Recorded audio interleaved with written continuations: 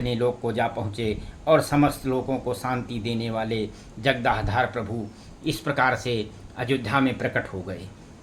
के भय प्रगट कृपाला दीन दयाला कौसल्या हितकारी हर्षित महतारी मुनि मनहारी अद्भुत रूप विचारी लोचन अभिरामा तनु घन श्यामा निज आयधु भुज चारी भूषण बनमाला नयन विशाला शोभा सिंधु खरारी।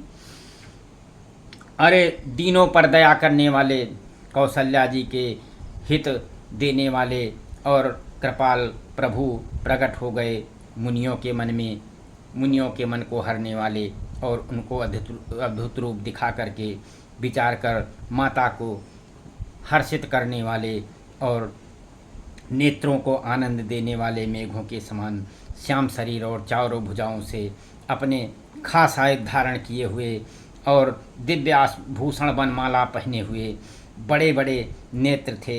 इस प्रकार शोभा के सिंधु तथा खर राक्षसों को मारने वाले भगवान प्रकट हो गए।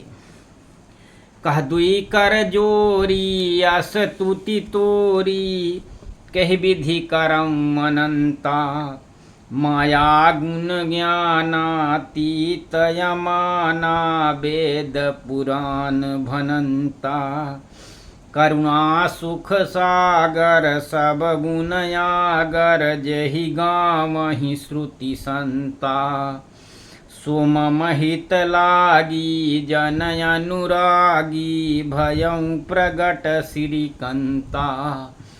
दोनों हाथ जोड़ करके माता कहने लगी कि हे अनंत, मैं किस प्रकार तुम्हारी पूजा और स्तुति करूं। वेद और पुराण तुमको माया और गुणों से ज्ञान और परिणाम रहित बताते हैं।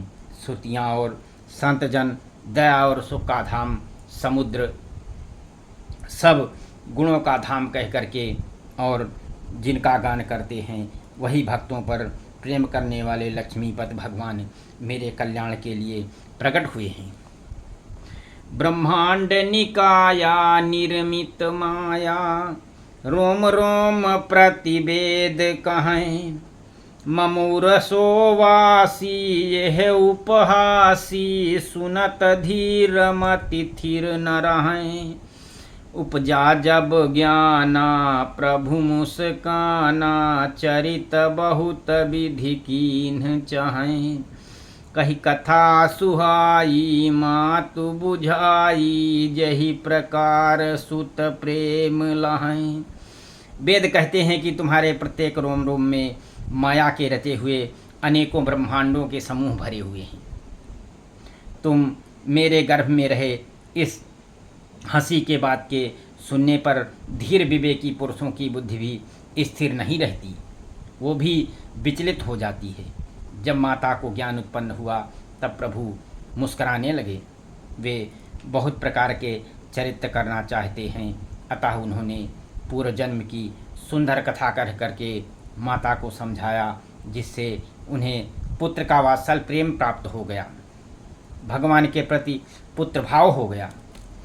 तो माता पुनि बोली सोमति डोली तजहु तात यह रूपा की जय शिशु लीलायति प्रिय शीला यह सुख परम अनूपा सुनी बचन सुजाना रोदन ठाना होई बालक सुर भूपा यह चरित जगावहि हरि पद पावहि ते न परहि भवकूपा यह चरित जगावहि हरि पद पावहि ते न परहि भवकूपा।